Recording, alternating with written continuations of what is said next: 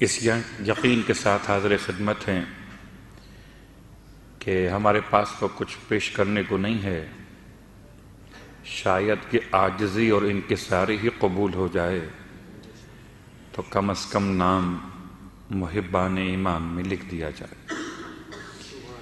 کیا پیش کر سکتے ہیں امام کی بارگاہ میں؟ ہماری حیثیت کیا، اور جو پیش بھی کریں تو کیا پیش کریں کہ جو کچھ ملا ہے نام حسین پر ہی تو ملا ہے۔ ہم نے پیش کیا بھی تو کیا کمال کیا، نہ جان اپنی، نہ مال اپنا، نہ اولاد اپنی، حتیٰ کہ کوئی عزت بھی نہیں۔ جو عزت ہے وہ نام حسین سے، جان ہے تو نام حسین سے، مال ہے تو صدقہ حسین سے، اولاد ہے تو طفیل حسین سے۔ تو جو کچھ ملا ہے سب نام حسین پر۔ بس اگر اتنا ہی قبول ہو جائے کہ خدا ہمارا شمار امام کے دشمنوں کی صف سے نکال کر امام کے محبوں کی صف میں کر لے تو نجات کے لیے کافی ہے۔ صلوات پڑھ لے محمد وآل محمد۔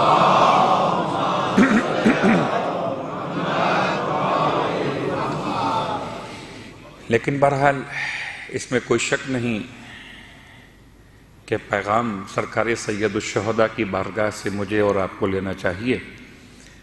اور کل بھی ہماری گفتگو تھی کل یوم عاشوراء اور کل ارض کربلا کے عنوان پر۔ یہ بات تو واضح ہو گئی کہ ہر دن عاشوراء کا مطلب، اور یہ بات واضح کرنا ہے کہ ہر دن عاشوراء کے بعد جملہ ہے ہر زمین کرب و بلا ہے۔ زمین کربلا کے آداب تو بہت ہیں، زمین کربلا کے آداب بہت زیادہ ہیں۔ اگر واقعاً ہر زمین کربلا ہو جائے تو زندگی گزارنا مشکل ہو جائے۔ کیا مطلب؟ زمین کربلا پر جانے والوں کے لیے امام جعفر صادق علیہ السلام کا جملہ موجود ہے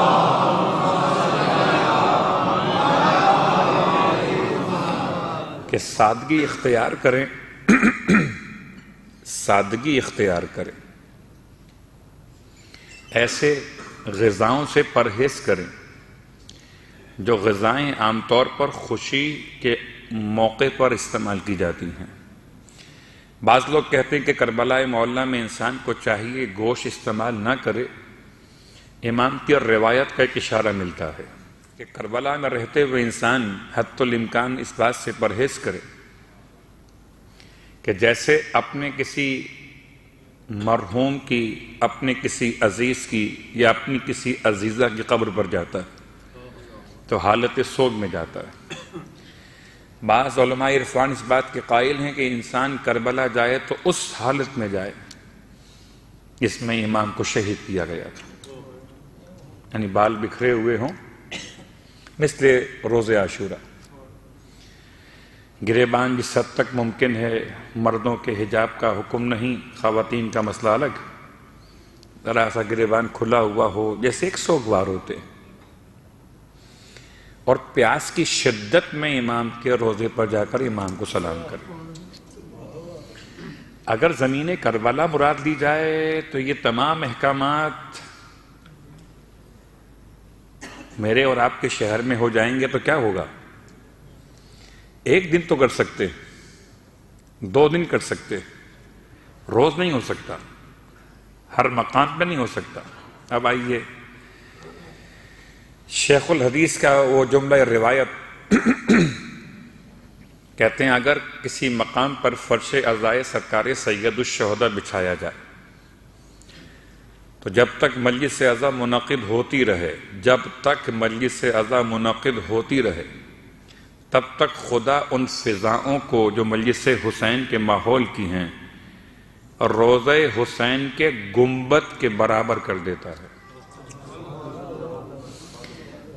تو اس کا مطلب کیا کہ انسان ہر وقت مجلس کرتا رہے، کل ارض کربلا۔ یا وہ پیغام کہ جس کو سمجھنے کے لیے ایک مثال دیتا ہوں کہتے ہیں کہ مدرسہ انسان کو نہیں پڑھاتا،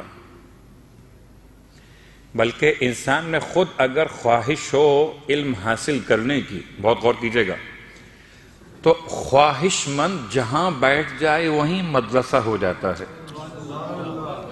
اگر خواہش مند علم کا طلبگار کسی مقام پر بیٹھ جائے تو وہ مقام مدرسہ ہو سکتا ہے، اور اگر کوئی استقامت کے ساتھ کسی مقام پر کھڑا ہو جائے تو وہ کربلا ہو سکتی ہے۔ یا آسان کر لیتے ہیں بات کو، سرکار ختم یہ مرتبہ صلی اللہ علیہ وسلم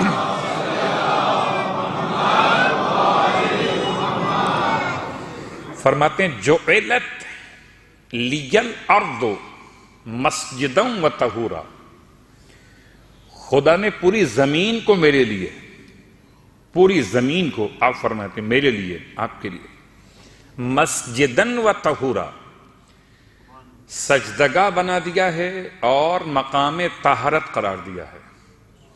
اب سجدگاہ اور مقام طہارت کو ملائیے، اگر انسان طہارت کے ساتھ سجدے کی کیفیت میں اپنے کردار کو طیب کر لے تو تم اگر پاکیزہ ہو جاؤ گے تو جس زمین پر رہو گے طابت الارض التي انتم فیہا دفنتم، وہ زمین طیب و طاہر ہو جائے گی۔ فَيَا لَيْتَنِي كُنْتُ مَعَكُمْ۔ تو اصلاً پیغام یہ کہ انسان ہر شہر میں رہے، اور جس شہر میں رہے یہ سوچ کر رہے کہ شہر کا نام کوئی بھی ہو، شہر کا مقام کوئی بھی ہو، مگر صدقہ تو مولا حسین کا ہے، اور سکہ بھی نام حسین کا ہے۔ سب کے سکے ختم ہو گئے، آج بھی سکہ چلتا ہے تو نام حسین کا ہے۔ تو ہر شہر میں رہنے کے آداب کہ انسان ہر دن یہ پیغام سمجھے کہ عاشور کی طرح سے امام کی آواز آتی ہے، اور ہر مقام کو یہ سمجھے کہ نصرت امام کے لیے کربلا جانا شرط نہیں ہے، کمال یہ کہ انسان جہاں ہو وہیں کربلا بنا لے۔ اس کے لیے پیغام، صلوات پڑھیں محمد و آل محمد۔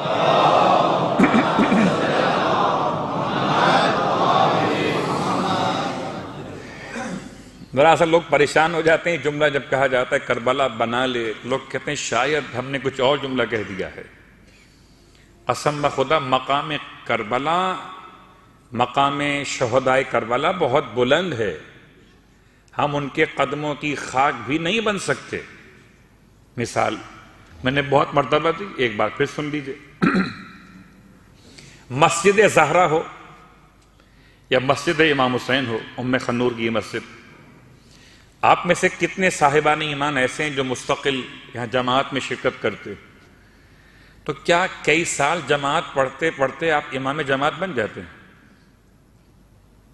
شاید بن جاتے ہوں، ایسا ہے؟ ایسا نہیں، شاید ہو۔ بالکل اتباع کرتے کرتے امام جماعت کی کبھی ایسا ہوا آج تک کہ کوئی ماموم امام بن گیا ہو؟ کہ اگر تم امام کی اتباع کرو گے جماعت کے عنوان سے تو امام جماعت کی اتباع تمہاری جماعت کے درستگی کے لیے، نماز کی قبولیت کے لیے ہوگی۔ تم سالوں سال، ہزار سال بھی پڑھو مگر ماموم رہو گے، امام نہیں بن سکتے۔ ایسے ہی اگر ہم نے کربلا کے پیغام کو اپنے درمیان قائم کر لیا تو ہزاروں سال سیرت پہ عمل کرتے رہیں، ہم کربلائی ہو جائیں گے، سید الشہداء کے نام سے حسینی ہو جائیں گے، حسین نہیں ہوں گے۔ صلوات پڑھیں محمد و آل محمد۔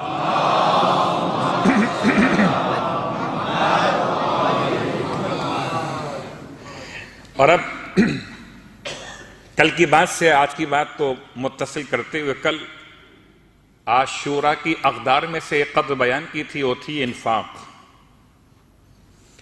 اور انفاق بیان کرتے کرتے کچھ روایات اور آیات و واقعات سے استفادہ کیا تھا۔ خالی ایک جملہ آج کے عنوان کے اعتبار سے کہ انفاق وہ انسان بھی کر سکتا ہے جس کے پاس کچھ نہ ہو دینے کے لیے۔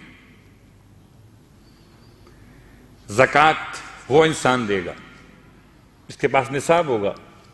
خمس وہ انسان دے گا جس کے پاس بچت ہوگی. فطرہ وہ انسان دے گا جو فقیر نہیں ہوگا. مگر انفاق وہ انسان بھی کر سکتا جس کے پاس کچھ نہ ہو دینے کے لیے. اس لیے کہ انفاق میں تلاش کیجیے. رزق کی دو قسمیں ہیں، ایک رزق مادی، ایک رزق معنوی. وَمِمَّا رَزَقْنَاهُمْ يُنْفِقُونَ، اور جو ہم نے تمہیں عطا کیا ہے اس میں سے خرچ کرو. کیا عطا کیا ہے؟ خدا نے ہمیں رزق دیا ہے مادی میں، کھانے کے لیے، پینے کے لیے، پہننے کے لیے، رہنے کے لیے، اور معنوی بھی دیا ہے.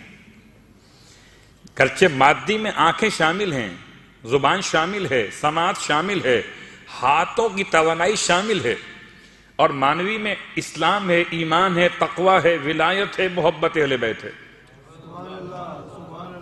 اس کے پاس علم ہے، حلم ہے، تقوی ہے، زہد ہے، اس میں سے خرچ تو کرے. صلوات پڑھے محمد و آل محمد.